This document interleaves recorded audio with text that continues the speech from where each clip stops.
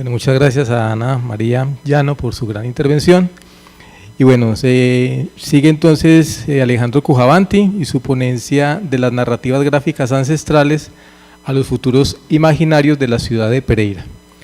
Alejandro es artista visual de la Universidad Tecnológica de Pereira, es docente, diseñador y artista digital con más de 20 años de experiencia, estudioso de las expresiones gráficas ilustradas en la región e integrante y fundador del colectivo artístico Quimbaya Studio. Alejandro, bienvenido.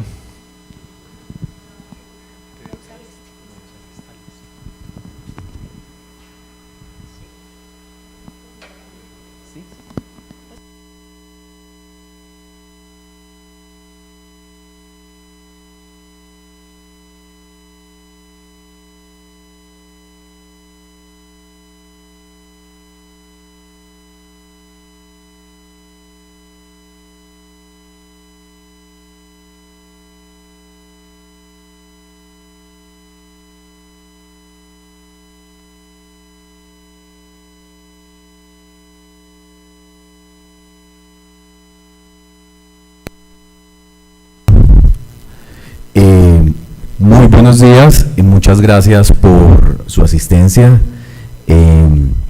La ponencia que les traigo el día de hoy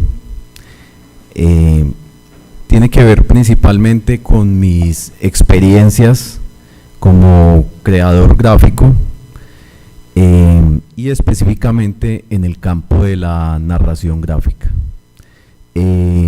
Yo de pronto, más que certezas, les traigo aquí más bien muchas preguntas sobre cómo ha sido la evolución de los imaginarios de la narración gráfica en la ciudad de Pereira y sobre todas las cosas que he tenido oportunidad de presenciar y en algunos casos también de intervenir. Bueno.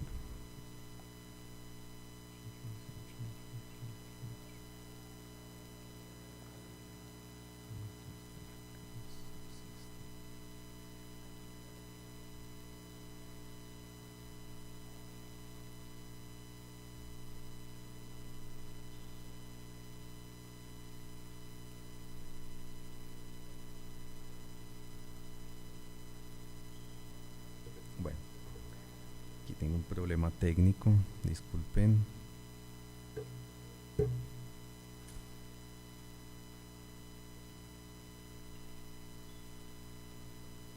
Ok, listo.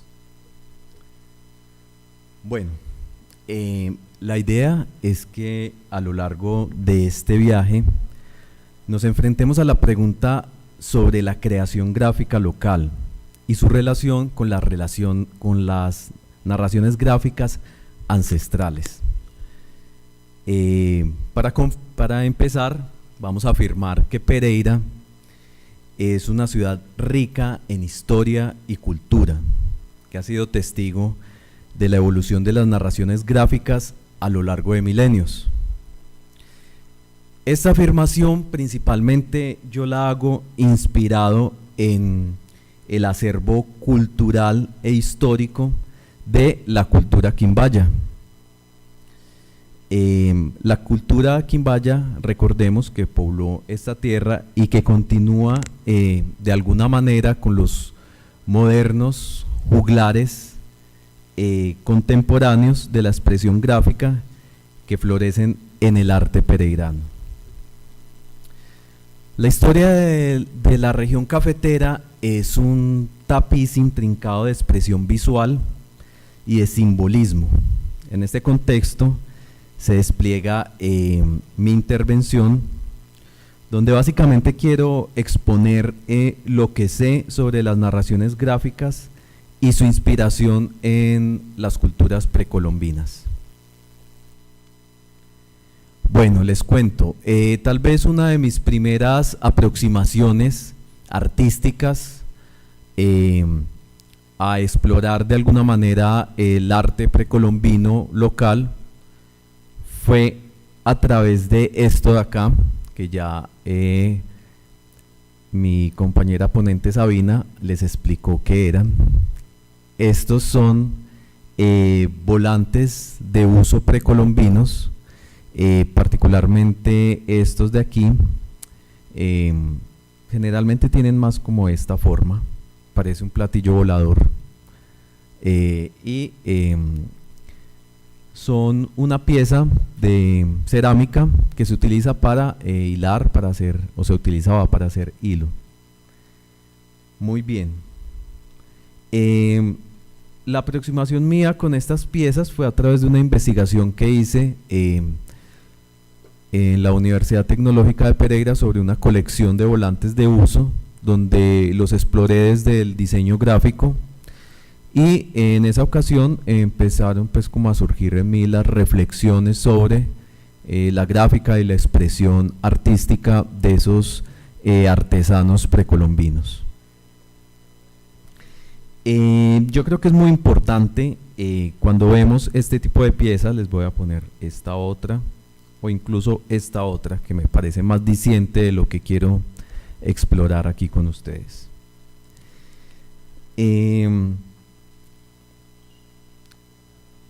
Las decoraciones y las gráficas ornamentales, que también son un lenguaje y un legado visual impresionante por sí mismo, son una materia trascendental para llegar al punto al que quiero ir.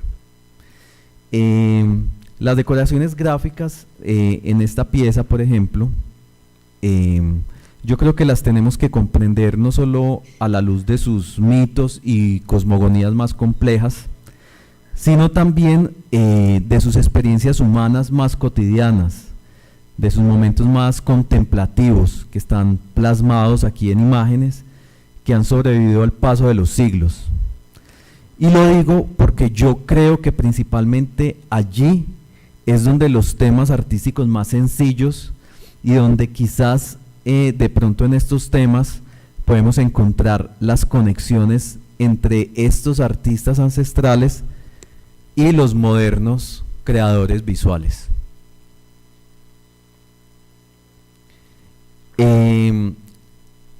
Aquí tenemos otra pieza también. Son decoraciones muy sencillas, son como incisiones hechas directamente sobre la arcilla, y seguramente tuvieron algún tratamiento pictórico. Aquí tenemos otra también. Bueno, vamos a... qué pena.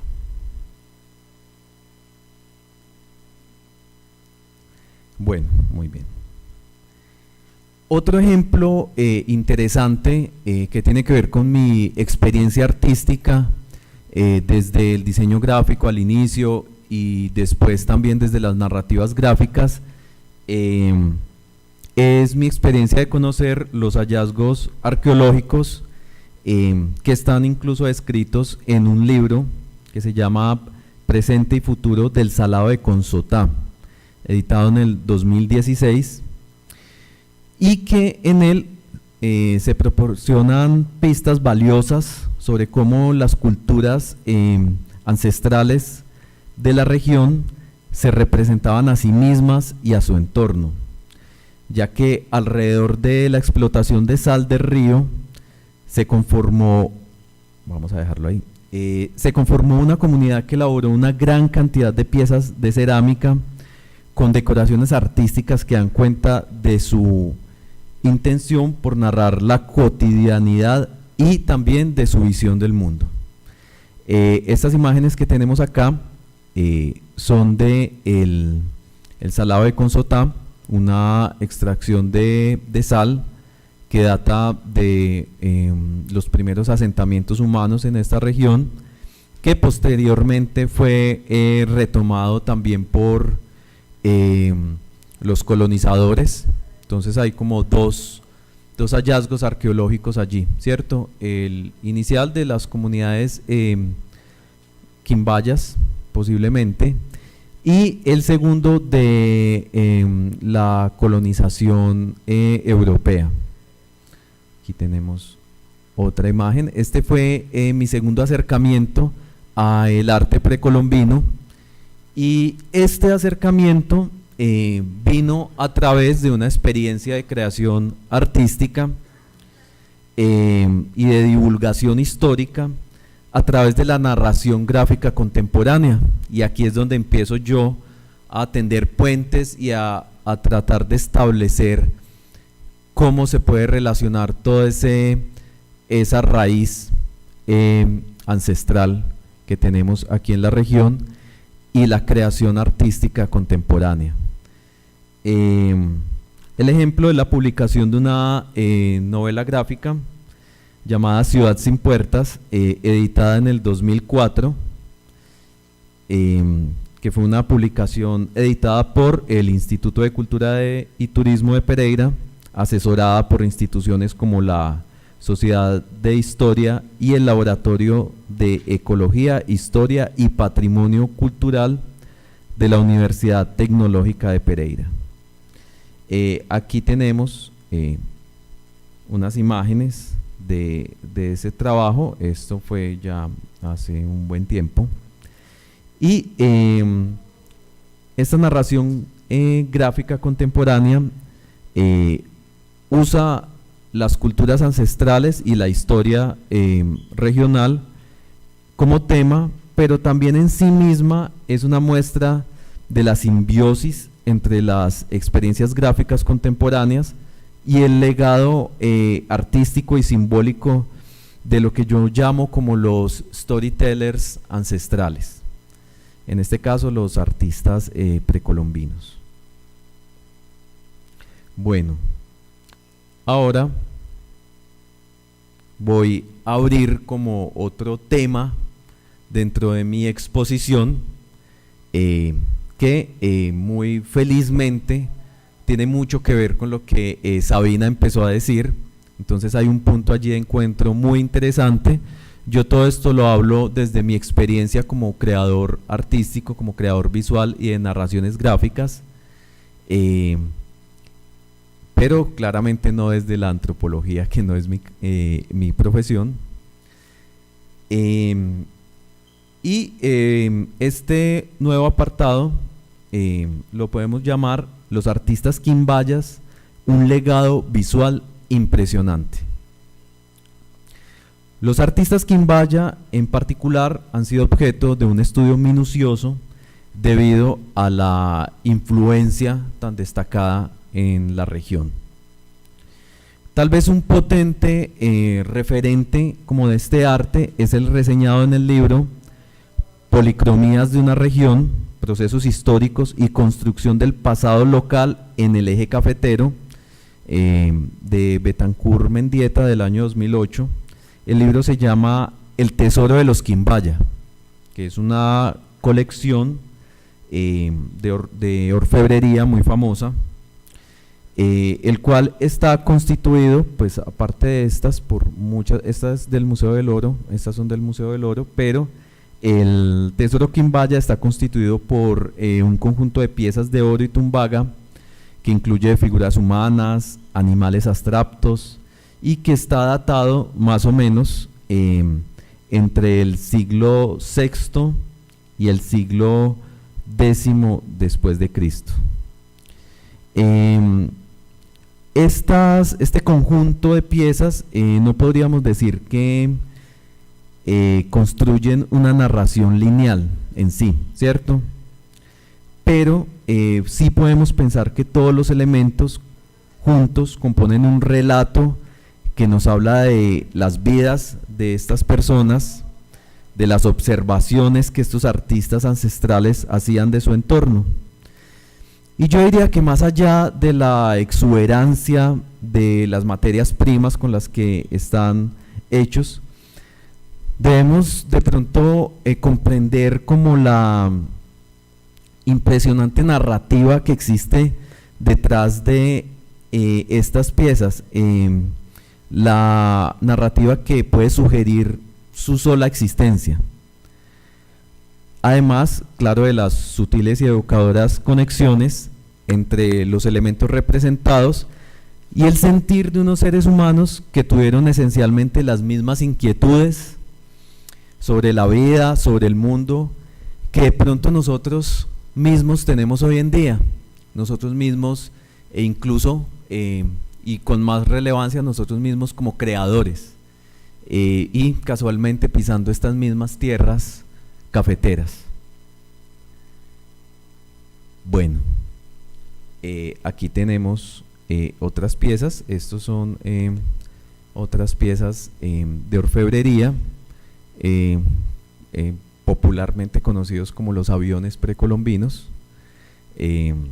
Son también representaciones, al parecer, de peces. Y como les digo, la sola existencia de estas piezas nos evoca todo lo maravilloso de la creación artística precolombina. Ahora vamos a abrir un nuevo subtema.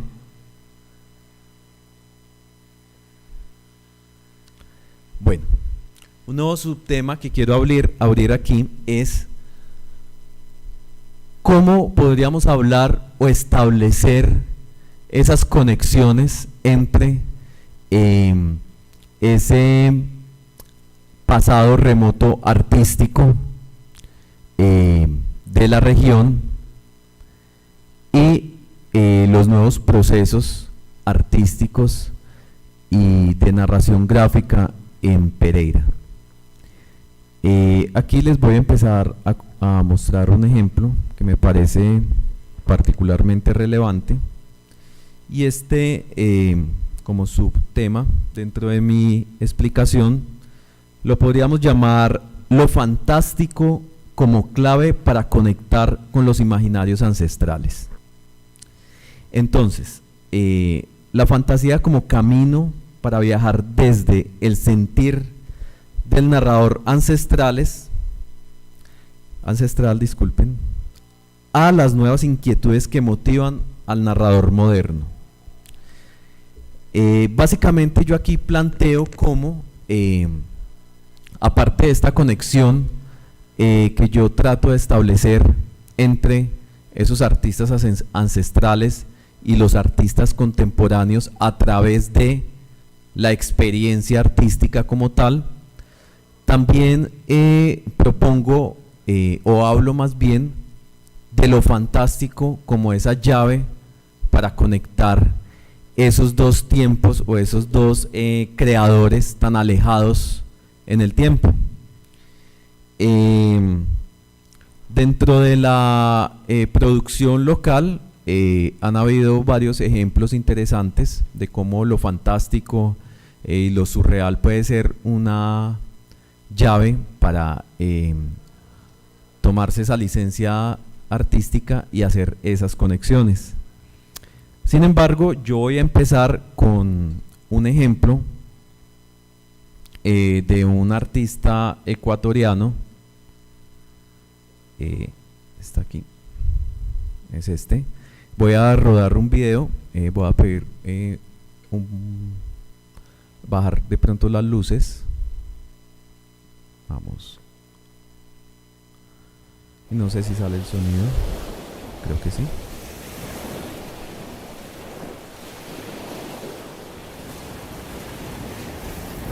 Through a slight change of wind, the trajectory that Columbus was following changed a bit. So rather than landing in the Caribbean, that slight change of wind made him land in the coast. Disculpen, qué pena, va sin sonido, pero no sé cómo bajarlo. Ah, ya. Le voy a bajar un poquitico para poder explicar por encima. Está en inglés, pero voy a hacer un recuento y voy a explicar. Coast of Mexico.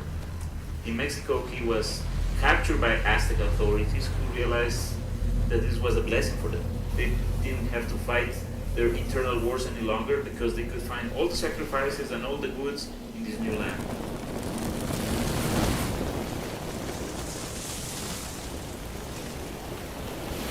In Europe, they thought that Columbus had fallen off the cliff of the earth, and that gave the Aztecs about 10 years to make their own fleet. The Europeans were a bunch of tribes that were fairly superstitious, so when they saw the incoming ships, well, this was a confirmation for them that this was the end of the world. Among the the strange beliefs of these primitive tribes was the belief called Christianity. And it is the only known religion where instead of doing human sacrifices to the gods, they sacrifice the gods to the humans. That perversion of the natural order of things shocked the colonizers. So they decided to establish a religious program to correct that. This is one of the few remaining sculptures of the god, because of the inscription here that says Inri, that the name of the god was actually Henry. Of the whole Vatican place, this massive construction, the massive temple, this is the only part that's left. It belonged to a big mural called the Sistine Chapel, and apparently these two male hands about to touch each other were part of a larger homosexual scene. But unfortunately their language it's gone, and we don't know if this has any literary value, and there was not much left. The Aztecs found about horses in the New Continent, but they didn't use them for the daily life. They preferred instead to use some of the sturdier slaves. Particularly, they found Germans to be very useful for that because they were always on time. Back at the civilization, back in Mexico, there were lots of rumors about the strange appearance of the natives. Some people were said to be so white that as to be transparent. Also, the colonizers were astounded by the heights of some of the natives, especially in the north. Spanish have hairy thumbs. It was said that some of the Italians have hairy pupils. Scholars firmly believe that had been Europe left to their own devices, they would have never come out of the Dark Ages.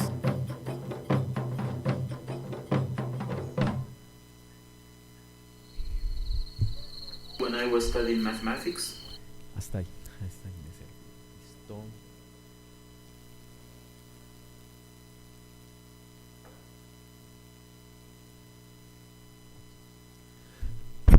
Listo, muy bien. Este era el segmento que me interesaba compartir con ustedes. Les voy a explicar de qué va esto.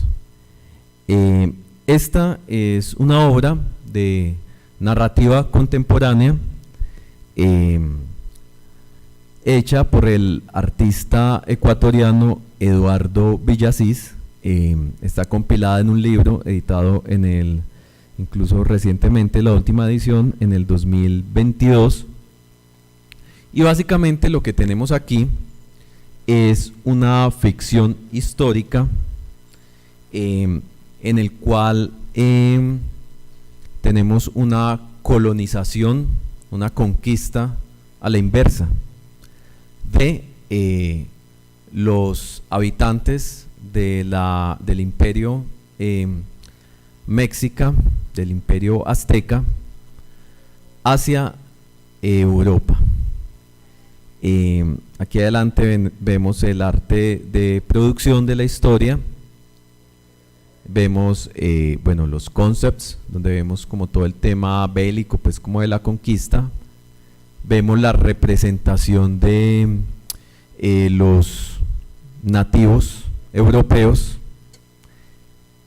Y aquí más adelante, aquí tenemos una escena como de Inquisición también. Aquí más adelante hay algo que me parece muy interesante, y es la recreación por parte del artista de un museo imaginario, un museo que no existe, que solo existe dentro de esta narración que él crea. Es un museo fantástico donde se recopilan vestigios de la Europa conquistada. Ahí hay una pieza de un libro de Shakespeare, y él empieza a utilizar también el humor como forma de explicar estas piezas dentro de su presentación del falso museo del espejo humeante.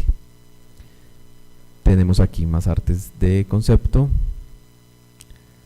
Una escena también, aquí habla de las ruinas de las edificaciones europeas y de cómo se construyen, se crean, bueno, no está, se crean pirámides sobre las ruinas de las construcciones europeas que son demolidas tras la conquista.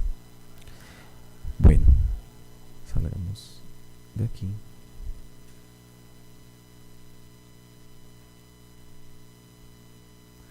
Allá. Listo.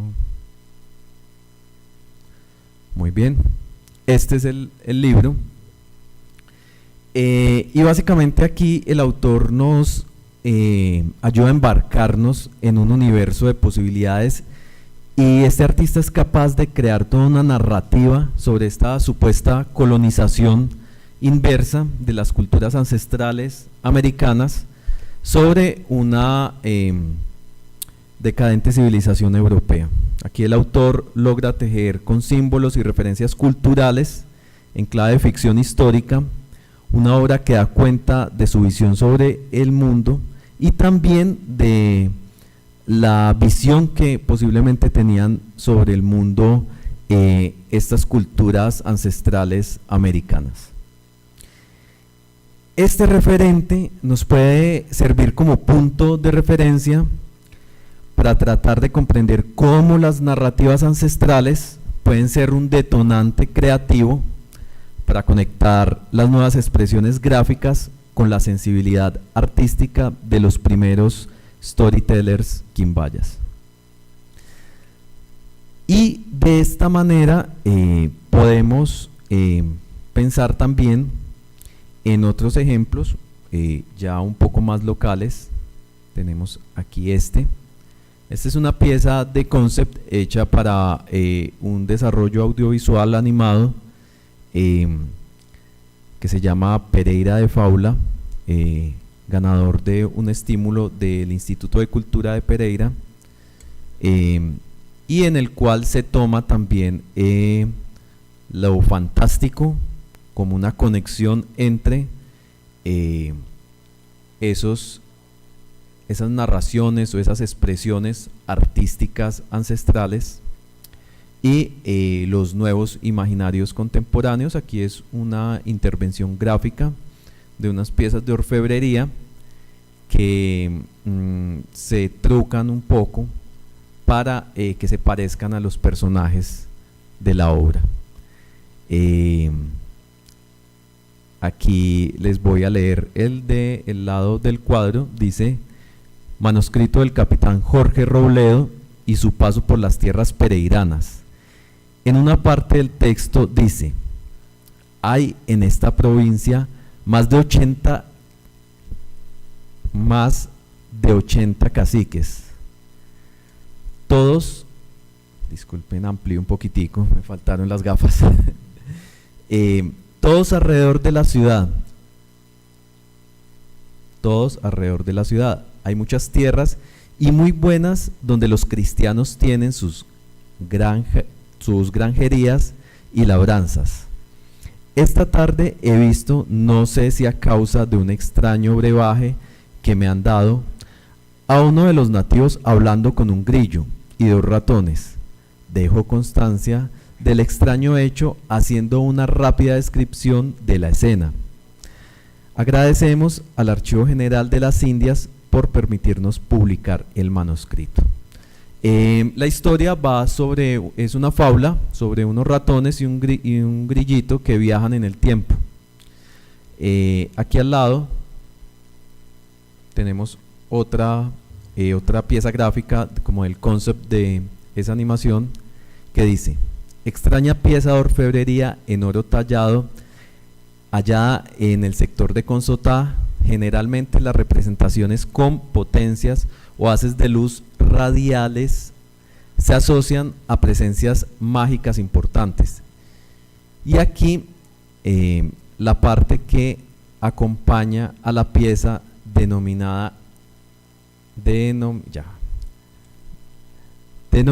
anciano ratón. Podría tratarse de algún tipo de dispositivo o artilugio todavía en investigación. Algunas hipótesis señalarían algún tipo de computadora primitiva o algún tipo de tecnología que no coincide con la época en la línea temporal en la que se ubican las culturas precolombinas. La pieza reposa en el Museo de América de Madrid junto a la colección de tesoros quimbayas obsequiado por el presidente colombiano Carlos Holguín en el año 1892 a España, el mismo tesoro real del que les hablé al inicio. Entonces, estas dos piezas nos ayudan de pronto a ilustrar un ejemplo de la utilización de la fantasía, de lo fantástico como llave para conectar entre ese mundo artístico precolombino y las nuevas experiencias en creación gráfica y narración gráfica en la ciudad de Pereira. Bueno, ahora para cerrar un poco mi intervención, voy a hablarles de algunas conclusiones mías, básicamente preguntas, porque en mi tiempo de explorar las narraciones gráficas y la creación gráfica contemporánea en la ciudad de Pereira, pues más que certezas, realmente me he encontrado con muchas preguntas, pero las preguntas siempre son buenas para abrir el debate, para motivar a las personas a que dinamicen la creación de arte, de conocimiento y de cultura. Para concluir, les puedo decir que desde las narrativas gráficas ancestrales a las narrativas gráficas contemporáneas en Pereira, podemos encontrar caminos que conectan y que posibilitan en un futuro la creación artística con bases en la cultura local y que tenga una voz propia desde la cual se pueda expresar nuestra particular mirada del mundo desde la ciudad de Pereira. Y también